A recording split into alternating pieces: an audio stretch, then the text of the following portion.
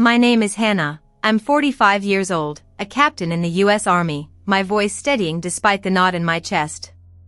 I stepped off the plane at Dallas-Fort Worth International, my heart hammering in my chest like a drumline at a parade. I had just returned from Afghanistan, unannounced, and all I could think about was Grandma's frail hands, the way they used to cradle mine when I was small, as if I were something precious she was afraid to break. Now, at 45 years old and a captain in the U.S. Army, I was forced to confront the weight of family ties, crumbling like the concrete of the terminal. My parents were lounging on the sandy beaches of Cabo, celebrating something trivial, while Grandma was dying alone in an empty room filled with memories and a growing silence that echoed the love she had poured into our lives. A tightening in my chest reminded me that I wasn't just back from a war, I was back to fight a different battle altogether. As I tried to navigate the bustling airport, the crowds felt like an ocean crashing over me, each wave tugging at the burden of grief and guilt I didn't want to admit I was carrying. My parents, so disconnected from the reality of our family's tide, had instead chosen margaritas and sunsets over their own mother's last days. It felt like a betrayal, and that betrayal knotted itself into the fabric of who I was, a soldier trained to expect the worst but completely unprepared for this. I quickly pulled up the Uber app, hoping to reach my grandmother's house before the sun dipped below the horizon, before it set on her life, and our shared memories became mere flickers in the dark. When the car door closed behind me, sealing the humid air and the sounds of the city outside, the hollow weight of anticipation filled the cab. I scrolled through my phone, standing back from the cliff of anxiety. My breath hitched when I saw a message from my mother, "Hope you're settling in. Can't wait for you to see the pictures from Cabo." I shoved the phone back into my pocket, feeling the slow burn of resentment rise in my throat. All the while, I could picture Grandma in her hospital bed, necklace of pearls resting against her frail neck, her eyes clouded but still shining with the faint light of recognition whenever I visited. I promised her I'd be back soon, and now all I could think was that soon wasn't soon enough. As the driver navigated the familiar streets, glimmers of my childhood danced outside the window, the park where I learned to ride a bike, the diner where we shared milkshakes, and the church where Grandma lit candles every Sunday. I yearned for those simpler moments, where love felt tangible instead of this quiet ache that settled in my gut. I imagined the soft creases in her face, the stories wrapped around our family, and how I had taken for granted that she would always be there to share them with me. The world continued to spin on its axis while mine felt like it hung in limbo, a cruel juxtaposition I wasn't sure I could navigate. When we finally pulled into the driveway, I took a moment to steady myself before stepping out. The silence of the house loomed large, stark against the laughter echoing from my parents' beachside getaway. I stood there, breath-catching, feeling like a stranger in the place that had once felt like home. Grandma's life was slipping away, and my parents' choices left a heavy trail of resentment I was now left to grapple with. For the first time in my military career, though trained to face danger, I felt utterly helpless. It was time to reclaim those lost moments, even if it meant confronting the unspoken truths we had all been ignoring for far too long. Before I go on, subscribe to the channel. Here, we tell the untold stories of military women, courage, sacrifice, and truth. Your support helps more voices like mine be heard. The dusty Texan air clung to my skin as I pulled into the gravel driveway, the crunch of stones under my boots a stark reminder of how far I had traveled, both physically and emotionally. The old house, painted a pale yellow that had faded under the unforgiving sun, loomed in the distance. It felt like a lifetime ago that I had left this place, traded it in for a structure I could mold on my own. But nothing could disguise the deep ache in my stomach as I approached the front door, a thought echoing in my mind. Grandma was alone inside, and she might not recognize me. I knocked softly, the sound barely audible over the cicadas buzzing in the warm evening. The warmth of the day was still hanging around, yet it contrasted sharply with the chill of uncertainty that gripped me. My parents had opted for a cocktail-filled vacation in Cabo while I was halfway across the world, dodging bullets and burying my comrades. Now, I was back, in the middle of a bittersweet mess that only felt heavier with each passing second. I could have been angry at them for abandoning her, but instead, I felt this fog of disappointment enveloping me. Nothing about this was fair. When Grandma's frail figure finally appeared in the doorway, the first thing I noticed was how fragile she looked, her once vibrant eyes clouded and sunken. "Hannah," she whispered, squinting as though she were trying to reconcile the ghost of the granddaughter who had left her all those years ago with the soldier standing before her. My heart twisted at the wavering hope in her voice, a flicker of recognition battling with confusion. I stepped forward and wrapped my arms around her, a desperate attempt to anchor us both in this moment, to let her know she wasn't alone, even if my parents hadn't bothered to notice her decline. Inside, the house smelled musty, a familiar scent that brought back memories of hot summer days spent in the kitchen, Grandma's laughter mingling with the clatter of pots and pans. Now, the silence hung heavy, interrupted only by the ticking of a clock that reminded me time was slipping away. I looked around, taking in the layers of dust that coated the furniture, an unkempt reminder of the neglect that had settled in since my last visit. I wanted to rage against the unfairness of it all, how life had changed so drastically while I had been away. But I swallowed those feelings down. I was here for her, not for me. As I settled in beside her on the worn-out sofa, I noticed the framed photos lining the mantel, smiling faces from a different era, forgotten birthdays and family gatherings, each image a reminder of bonds that had frayed over time.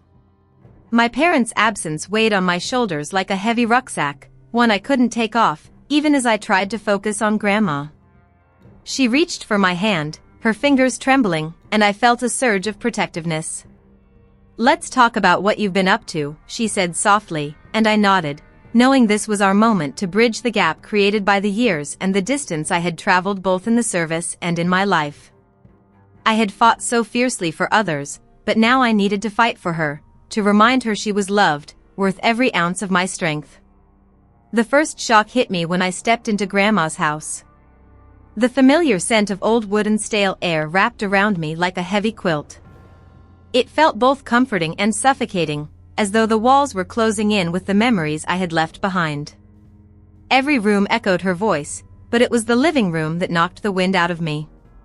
The faded photographs on the walls felt like judgmental eyes, all of them knowing I was home only because I could no longer ignore the reality of her condition.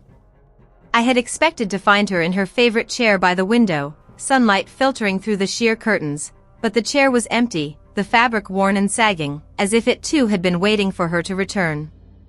The silence was oppressive. I caught my breath as I walked further into the house, my mind racing back to the last Thanksgiving I spent here, the last time we shared stories over that same wooden table. There was a crack in the corner of the dining room, the kind you'd normally overlook, but it whispered of years gone by, the laughter, the arguments, the way Grandma would scurry around, making sure everyone was fed and happy. I recalled her soft hands kneading dough, the flour dusting her apron like powdered sugar. It felt like a lifetime ago that I'd felt her warmth, her spirited laughter cutting through the mundane. Now, there was just this hollow ache, a reminder of how quickly life can change. As I stepped into the kitchen, I was struck by the stillness. The kettle, once a constant companion to her gossiping lifestyle, sat cold and unused. I had always admired how she could whip up a full meal just by rummaging through the refrigerator, the effortless way she blended flavors that seemed to dance together, just like she did with her words. A pang of guilt lanced through me. I had spent years serving in far-flung places, skipping out on family gatherings where she would have cooked me the best meal of my life. I should have been here. I should have known better than to let duty pull me away while the woman who raised me to be strong, demanding I give my best, was slowly fading into the background. Then, in the midst of those memories, the sound of a gentle cough pulled me back to the present. It was a small, fragile sound, almost like a whisper, and it came from the back of the house. I felt a chill run down my spine. My heart raced as I moved toward the sound, the creeping dread growing with each step. The memories of the countless nights I had spent here came rushing back, the way she tucked me in and told me stories of her youth during the war. Now, I was returning from a war of my own, but instead of finding solace in her embrace, I feared I would find only sorrow.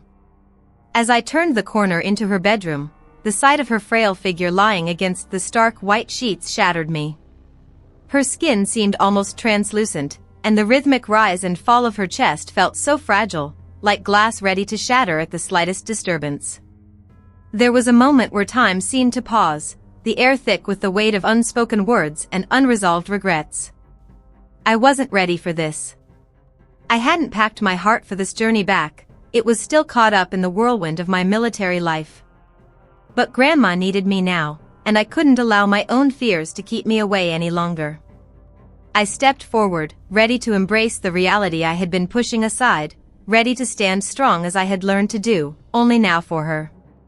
The moment I stepped into Grandma's house, the familiar scent of cedar and old books washed over me like an embrace, both comforting and suffocating. It felt like a time capsule, preserving the essence of my childhood. Sunlight streamed through the kitchen window, illuminating the dust motes dancing lazily in the air. I stood there, momentarily paralyzed by nostalgia, until a voice broke my reverie. "Hannah, is that you?" Grandma's frail figure appeared in the doorway, her eyes brightening as they met mine. I forced a smile, but inside, I was battling the knot of guilt that twisted in my stomach. I had returned unannounced, and it felt as though I was intruding on a moment I could never replicate. As I moved closer, I noticed the ghost of a smile on her lips that reminded me of summers spent making her famous peach cobbler. But the shadow of illness lingered, casting a pall over our reunion. It struck me that this was the same woman who taught me how to shoot a rifle when I was still barely tall enough to see over the kitchen counter. Grandma always said that a strong woman couldn't just fight with words, she needed to have the skills to defend herself, too. I regretted that my own battles had pulled me away from her when I could have been right here, next to her, sharing stories instead of memories alone. Just then, a sharp laugh pierced the air. My parents were back from their vacation, their raucous energy intruding into the sanctuary of Grandma's home. I heard them from the living room, their voices echoing off the walls, oblivious to the frail woman in the kitchen. They laughed about margaritas and sunburns while I cringed at the stark contrast. I had fought in a country where laughter felt like a luxury, where a moment's joy was often shadowed by loss. And here they were, my parents, basking in the glow of carefree fun as if we weren't fading at the seams. I was the outsider now, trapped between my family's frivolity and a deep-rooted sadness that seeped into my bones. I turned back to Grandma, who was now studying my expression with a knowing eye. "You worry too much, darling," she said, her voice a comforting whisper. "Life goes on, and so must we." But her frail body told a different story, one I was too reluctant to confront. I remembered how she used to hold me close when I was scared, weaving stories about resilience and courage, qualities I had relied on throughout my own tumultuous years. It struck me that I was the one who needed to be strong now, reclaiming the legacy she had bestowed upon me. As I helped her into the living room, a wave of anger rushed through me. How could my parents be so thoughtless? How could they ignore the woman who raised them while they chased the sun? I felt the weight of a soldier's duty settling on my shoulders, to guard the past, to honor the bonds that had shaped me, and to remind my family of what truly mattered. I wanted to scream, to shake them awake from their careless slumber. But all I could do was stand there, holding Grandma's fragile hand, steeling myself for the conversations that lay ahead. I knew we had to confront the painful truths together, to salvage what remained of our family before it crumbled entirely. The sun began its slow descent, casting long shadows over the backyard where I now stood, holding a trowel instead of a rifle. My hands had blisters from digging into the dry Texas earth, a stark contrast to the calluses I usually carried from gripping a weapon. I glanced up at the house, the peeling paint and cracked windows reflecting my own feelings of decay. Mom had made the hard decision to downsize, but I always thought of this place as home. Yet here I was, standing outside, feeling like a stranger, trying to connect with the roots I thought I'd left behind. Grandma was upstairs, slowly succumbing to the illness that had stolen her spark, and I was here to prove my worth in a way I hadn't considered before. Sitting on the edge of the garden bed, I sought solace in the familiarity of the soil, but it felt foreign. I'd spent so many years learning to navigate foreign lands and complex terrains. Yet, Here I was, staring at this patch of earth as if it held some secret I could unlock. I remembered the last time I was home when Grandma had insisted on taking me out to the garden. "This is where all good things begin," she'd said, eyes sparkling behind her thin glasses. Now I was trying to honor her memory, to cultivate something beautiful amidst the chaos. But why was it so hard to dig in, both physically and emotionally?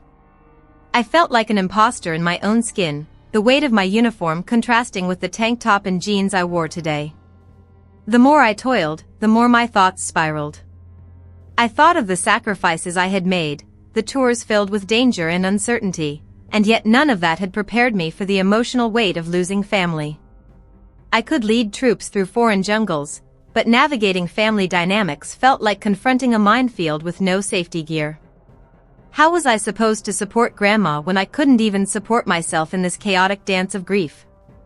I had returned from war unannounced, thinking my presence alone would fill the void, but instead, I felt like a ghost haunting my own history. I needed to feel helpful, to show everyone that my experiences had shaped me into someone strong, someone capable of making a difference. Suddenly, the back door creaked open, and my mother stepped out, sunglasses perched on her hair, a cocktail glass still clutched in her hand. She looked at me, mouth opening slightly as if she wanted to say something, but then she just sighed and turned away, heading back inside. I took a deep breath, swallowing the frustration that bubbled up within me. Here I was, pouring my heart into a patch of earth, while she escaped into a world of vacations and parties, seeking distractions from the reality that loomed right outside. I felt discarded, invisible. I wanted to scream out that I was back, that I needed her like I needed the air in my lungs. But instead, I picked up the trowel, digging deeper into the dirt, hoping that through this act, I could find my place again. As the last rays of sunlight dipped below the horizon, I finally stood up, exhausted yet somehow lighter. The garden was still a mess of weeds and bare patches, but I had begun to carve out something tangible. Even if it was just a small piece of land, it was mine, a space where I could reclaim fragments of my identity. The uniform would always be a part of me, a reminder of my past, but I realized today that my worth extended far beyond that. I needed to learn how to nurture life here, in this familiar yet foreign space. With every shovel of dirt, I hoped to bridge the gap between the soldier I had been and the woman I wanted to become. The lights of the Houston airport glared above me, a stark contrast to the dimness that surrounded my grandma's nursing home room. It felt like stepping into a different world. I'd pictured this moment since I got back, this emotional reunion with my family after months away. Instead, my parents were hundreds of miles away, sipping cocktails under the sun in Cabo while I dealt with the reality of Grandma's slow descent. I was not just on leave, I was anchored to a past that seemed like it was slipping through my fingers, and being here alone only magnified that weight. As I entered Grandma's room, the scent of antiseptic and faded lavender filled the air. She lay there, frail and wispy, her once vibrant spirit reduced to whispers and grazed skin. I pulled a chair close to her bedside and took her hand, cold, but still with that familiar softness I'd loved as a child. Memories surged forward, the Sunday afternoons baking cookies, her gentle stories about war and loss. The way she'd sit in her garden, guiding me while I learned about each flower, each life lesson wrapped in petals and patience. Now, I felt the enormous chasm between the woman she once was and who she had become. "Hey, Grandma," I whispered, my voice trembling despite my efforts to steady it. I was supposed to be strong, I'd faced dangers overseas, yet this moment felt like the ultimate battle. I had prepared for everything on the front lines, but this, watching someone I loved fade away, was a different kind of warfare. I poured everything I had into those few words, hoping somehow they could bridge that gap. I could hear myself wading through the words, echoing my military training, but it felt hollow compared to all the warmth I had once known. I squeezed her hand tighter, feeling the fragility of life beneath my fingertips, and some profound part of me realized the strength I had trained for wouldn't help me here. Tears streamed down my cheeks unbidden. It's not that I hadn't lost before, friends, comrades, brothers in arms, but this loss felt insurmountable. I'd always thought I could carry my grief as a badge of honor, a soldier's resolve, but it only felt heavy now. I could hear my mother's laughter from a distant vacation, a stark reminder of abandonment. I used to think I was better than that, better than needing them to hold me up during moments like these, but life had a way of reminding us that we're never truly alone. So, I sat there, allowing the tears to flow, feeling the weight of years spent upholding a facade of strength while my heart ached for the tenderness I had denied myself. In the silence that followed, something shifted within me. I leaned closer, allowing my heart to break open. "You taught me how to be brave, you know," I said softly, recounting how she had faced her own battles, even when they weren't visible to others. It was then that I realized I didn't need to shield myself from this pain. It was part of what made me who I am. This moment, stripped of pretense, was where the true strength lay, in vulnerability. I might be a captain in the army, but here, I was just Hannah, a granddaughter confronting a lifetime of love interwoven with loss. As the afternoon sun streamed through the window, warming the room, I felt a sense of calm wash over me. I wouldn't allow resentment or bitterness to take hold, not when I had the chance to honor Grandma's life with every word I spoke. I squeezed her hand again, sharing stories of my life, my time training and serving. I recounted each adventure, even the mundane ones, because those memories were a testament to her love and strength. I could feel the connection deepening, as if, in that moment, all my defenses crumbled away and left only the truth: love persists, even in the face of grief. The moment I stepped off the plane in Texas, a wave of heat enveloped me, clinging like an unwelcome memory. I hadn't prepared for the warmth, neither the humid embrace of the late summer nor the warmth that churned in my chest at the thought of Grandma. I hadn't seen her in years. It stung, knowing our last goodbye had been over the phone while I was stationed abroad. Now, standing on the tarmac, I couldn't shake the feeling that I was racing against time. Every second felt like grains of sand slipping through my fingers. I was here, but it felt like my heart was still back in Afghanistan, grappling with the complexity of returning to a home that had always been there, yet never felt like mine. I drove the familiar route to her house, past the old oak trees that had once framed my childhood memories. I had a burning need to see her, to wrap my arms around her frail form and offer the solace that I hadn't been able to provide from thousands of miles away. I imagined her sitting in her worn-out rocking chair, the red and white quilt I made her draped over her legs. I yearned to tell her about the stories I had carried with me, the laughter I had left behind. Grandma was my anchor, but now I feared that her lifeboat was slowly drifting away, leaving me flailing in the waves, desperate to reclaim what was slipping from my grasp. When I arrived, the house was quiet. I knocked on the door, my heart racing until I heard her familiar voice calling, "Who is it?" It was the same voice that had read me bedtime stories, the same voice that had soothed my fears whenever life felt too overwhelming. "It's Hannah," I said, my own voice choked with emotion. As the door creaked open, the moment stretched into an eternity. Her smile was a fragile light in the dim hallway, a spark that reminded me of the warmth I had absorbed from home all those years away. Yet behind that smile lurked the shadows of time, the weight of her illness painfully evident. The days that followed felt like a bittersweet gift, each moment spent with her like unwrapping a fragile treasure. We reminisced about my childhood, weaving together stories that bloomed like flowers from the cracks in the pavement of our shared memories. I helped her with little tasks, making her tea just the way she liked it and listening to her stories of resilience, tales from the Great Depression, her secrets of survival in a world that constantly tested her spirit. I marveled at the strength she embodied, a beautiful contradiction of gentleness and grit. I could see how much she longed for my presence, yet there was something rejuvenating in our time together, a reminder that despite the pain, there was still love and connection. As the days slipped away, so did my resolve to leave. Although my parents were lost in their own world in Cabo, I found a renewed purpose in the quiet strength I drew from Grandma. I realized that persistence could be multifaceted, that growth could blossom even in the direst of circumstances. The commitment I had to honor her, to be present in her final days, became my guiding principle. No deployment could prepare me for this. It was a different kind of war, one fought in the trenches of family bonds and the legacy we leave behind. Each moment with her was a powerful reminder that, like the rigorous training I had endured, life demanded resilience. We are shaped not just by our victories, but by the fragility of love and the courage to show up when it matters most. The smell of antiseptic clung to the air, mixing with the faint aroma of the lilacs I had brought from home.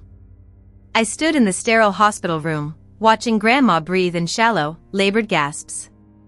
The beeping of machines felt like a metronome, ticking down the moments I had left with her. She was so small now, her frail body swallowed by the white sheets, and I couldn't help but feel like I had let her down. I had promised her that I would be there, but instead, I had spent months in a foreign land where danger lurked behind every corner, while she faced her own battle alone. It was hard not to dwell on how my parents were in Cabo, laughing and toasting with margaritas under the sun, while I was here in this sterile chamber, feeling the weight of guilt and regret overwhelm me. I knew they had planned the trip before Grandma's condition shifted so rapidly, but some part of me wanted to scream at them for their selfishness. They should have been here, holding her hand, listening to her stories one last time. I couldn't shake the feeling that they were prioritizing fun over family, and I feared that this estrangement would create a rift too deep for reconciliation. I leaned down closer to her, brushing my fingers against her wrinkled hand. I remembered the summer afternoons spent on her porch, sipping sweet tea while she told me about the love stories of her youth. The way her eyes would light up, how laughter would roll from her like a melodious song.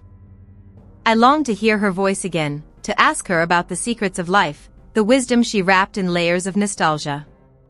Instead, the silence hung heavy, interrupted only by the rhythmic hum of the machines. It felt so cruel that she was slipping away from me, and I couldn't do anything to stop it. There was a sudden rush of memories, the day I left for basic training, the way she stood at the doorstep, waving me off with pride in her eyes, her voice thick with emotion as she said, "Make me proud, Hannah." Those words echoed in my mind as I fought against the tears threatening to spill. I had devoted my life to serving my country, standing strong through trials that seemed insurmountable. But here, in this moment, I felt utterly powerless. The irony haunted me. The captain of the U.S. Army could face explosions in combat, yet could not bear to confront the reality of losing the only person who ever truly understood me. As I sat there, overwhelmed by a surge of grief, I realized that I had to honor her, not only in memories but in how I carried myself forward. I could feel her essence fading, but I promised myself I wouldn't carry resentment or bitterness towards my parents. They made choices based on their realities, just as I had made mine. Grandma's love would remain a guiding star, reminding me that family was complicated and messy, but it was still vital. I leaned in closer, whispering soft words of love and gratitude, hoping she could hear me. I closed my eyes, letting the moment wash over me as I took a deep breath, preparing to say goodbye, knowing she would always be a part of who I was, even in her absence.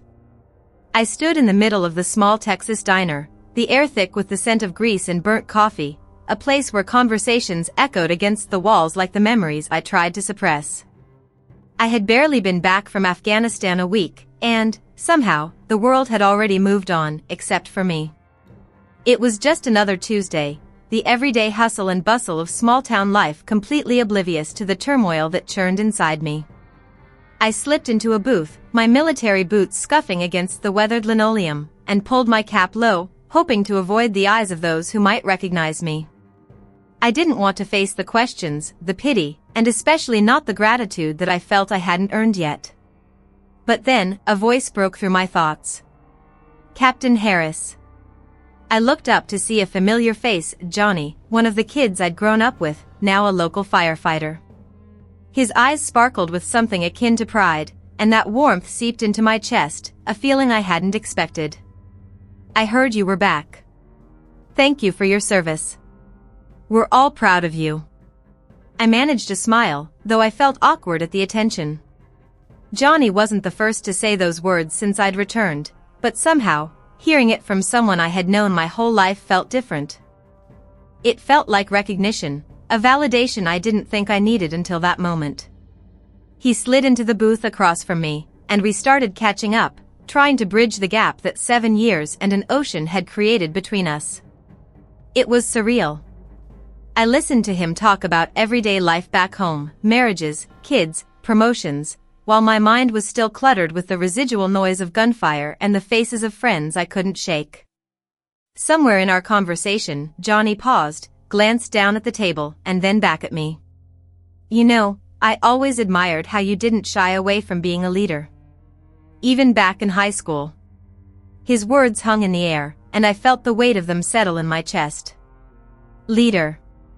It was a title that sounded foreign. I had always thought of myself as someone just trying to survive in a world that felt chaotic. The recognition from peers, those I once considered just ordinary kids, shot through me like an unexpected but familiar jolt of electricity. It made me question my own worthiness. Just because I wore the uniform didn't mean I had done it for acclamation. But in moments like this, I could feel the tide turning. They were looking at me not just as Hannah, but as Captain Harris, and that duality was both grounding and unsettling. As I left the diner, Johnny's words echoed in my mind. It felt surreal to be recognized not just as a soldier, but as someone who had made a mark, however small, on the lives of those back home. The sunlight felt warmer on my face, and I let out a breath I hadn't realized I had been holding. Yet, as much as a part of me was grateful for that acknowledgement, another part yearned to be seen as just Hannah again, free from the weight of expectations. I was back, but not entirely home, the dichotomy leaving me feeling caught between two worlds.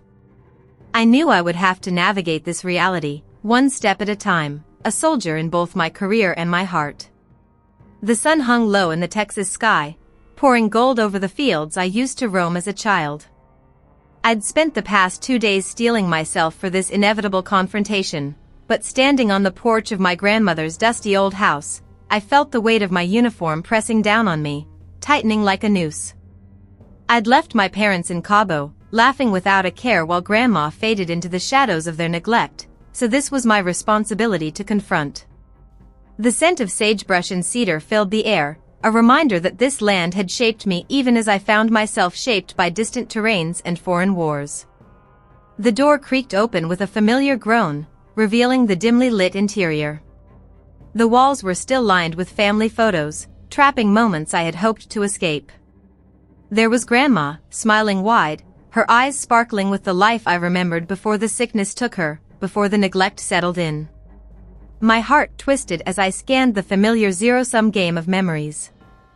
I could almost hear her voice echoing, urging me to throw my worries aside, to come inside and share her world over a cup of hot tea and warm cookies. But today, I wasn't stepping into comfort. I was going to confront the reasons behind the distance that had crept through our family like smoke from a distant fire. "Where the hell are you?" I said aloud, my voice breaking the silence. Her absence was palpable, a gaping void in the space where she should have been. I took a deep breath, steadying myself for the confrontation ahead. The reality of her situation pressed upon me like the depressive weight of a battle zone. She was in a hospital bed somewhere, lonely and afraid, and my parents were sipping margaritas on a beach. I couldn't shake the anger that surged within me. It was a betrayal that felt personal, a wound that twisted deep in my core. My parents had chosen paradise over family duty, the family I had fought to protect. I marched into their living room, where my parents had left a tapestry of mismatched furniture and dusty knickknacks that hadn't seen a proper cleaning in ages. I fumed silently as I threw a glance at the empty couch, where my father often sprawled, too lost in his own world to notice the crumbling walls around him. "You're supposed to be taking care of her." The words burst forth before I could catch them, ringing through the emptiness. I wanted to shake them out of their stupor, to hold them accountable for abandoning the very roots that nurtured them. But as the silence enveloped me, I realized that I was confronting ghosts, screaming into a void that had long since devoured them. Just then, my phone buzzed, breaking the tension in the suffocating room. It was a message from the hospital, an update on Grandma's condition. The sudden news felt like a gut punch, everything I had been afraid of crashing down around me. I felt my breath hitch, and I fought to maintain my composure. This was the moment of clarity I needed to see what had been lost, to reconcile my role as a captain, not just in the army but in my own family. I shouldered the weight of this conflict, vowing not to let their choices define my actions. I was back, unannounced, and I was here to fight for her, to lay down the law if necessary. No one else would do it. The door to Grandma's room was slightly ajar when I got to the nursing home. I could hear the raspy rhythm of her breathing before I even stepped inside. I wasn't sure what I expected to find, but this wasn't it. A nurse was adjusting the sheets, her expression taut with concentration. I felt out of place, standing there in my uniform, a stark contrast to the faded wallpaper and the smell of disinfectant. Grandma, a shadow of the vibrant woman who had taught me how to bake apple pie and sew a button, lay frail and unmoving. She hadn't even recognized me when I'd called a few hours earlier. I stood at the threshold, battling the impulse to retreat. I should have been on a plane back to Fort Hood, getting ready for the next briefing. But instead, I was here, dropped back into a life that felt more like an old photograph, faded and out of focus. I thought about my parents, enjoying sun-soaked margaritas in Cabo, oblivious to the urgency of this moment. They had written me letters, praising their vacation and how they deserved a break after the chaos of the last few years. I wanted to be angry at them for abandoning Grandma, but I also understood. In a way, they were running from the inevitable, just like I had once run toward the desert, convinced that my service would somehow shield me from these moments. As I stepped closer to Grandma, I felt a wave of conflicting emotions, guilt for not being there sooner and pain for everything unsaid. Her eyes fluttered open, and for a moment, it felt as if she was looking right through me. "Hannah," she whispered, and the sound of my name cracked something deep within me. She was still there, fighting to connect, even as her body betrayed her. I took her hand in mine, the skin papery and cool, but it felt like grounding. The faint grip she had on my fingers was a reminder of the fierce love she had always given. I squeezed back, and in that moment, I was reminded of all the holidays spent in her kitchen, the laughter shared, and the stories that defined our family history. Grandma's gaze shifted, uncertainty creeping into her expression. "Where's your mother?" It was a question laced with worry, and I felt the tension in my jaw tighten. I didn't want to explain her absence, didn't want to open up that wound.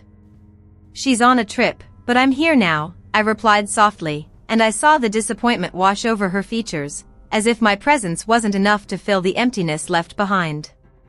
I could almost hear the echoes of family gatherings, her voice telling me to hold on to the ones you love, even when it feels easier to let go. The weight of her disappointment felt heavier than any rucksack I'd ever carried in the field.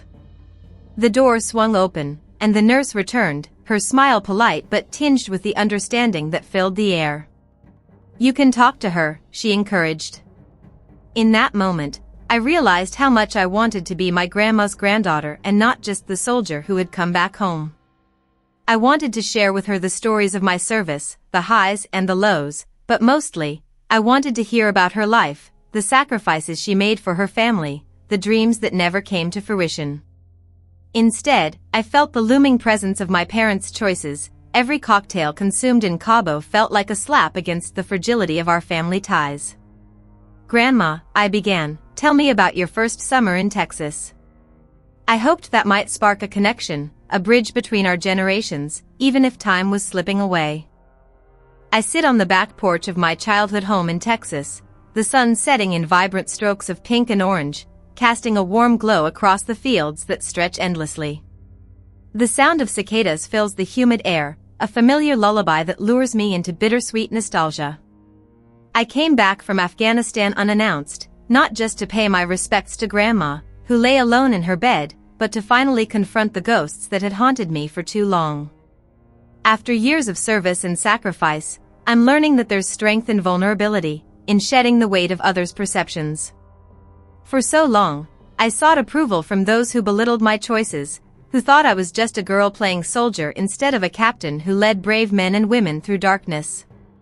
Even my parents, living it up in Cabo while I rushed home in an emotional whirlwind, seemed to echo that skepticism. But now, I understand that those voices, be it family or society, had no power over me. I enlisted not just to serve my country, but to carve out my own identity, one that flourished in the face of adversity. I've been to hell and back, and every scar tells a story of resilience. I no longer need anyone's validation to know I've done something significant. I think of Grandma, lying in that sterile hospital bed, the frail shell of the woman who once laughed like the stars were within her grasp. She fought to keep her spirit alive even as her body failed her, a warrior in her own right. I was grateful for those moments of clarity. Being by her side in those final hours reminded me of what it truly means to be strong. I held her hand, felt the tremor of her grip, and realized that our connection transcended any approval I sought from others. As she slipped into silence, I found a piece of myself there, intertwined with her legacy of courage. As I step away from this porch, I'm filled with a sense of closure and newfound purpose. The bright horizon ahead beckons with possibilities, no longer shadowed by the fear of judgment. I'm ready to embrace my journey, to pursue what ignites my passion without apologies or regrets. I am the daughter of a soldier, the granddaughter of a warrior, and I claim that lineage as something to be proud of. The laughter and love I shared with Grandma will propel me forward, a reminder that it's not about fitting into someone else's mold but forging my own path. The sun dips below the horizon, leaving a trail of fading light like the final breaths of a day well spent. I breathe in deeply, the sweet smell of earth mingling with memories, and in that moment, I feel invincible. I've shed the weight of insecurities and am no longer tethered to the expectations of others. Standing there, the twilight wrapping around me like an embrace, I realize my heart is free, filled with the spirit of my grandmother and the resolve of a soldier. I am not just back from war, I am home, and I am ready to fight for my own dreams now. If you stayed with me until the end, thank you. Please like this video, subscribe to the channel, and tell me in the comments which city you're watching from.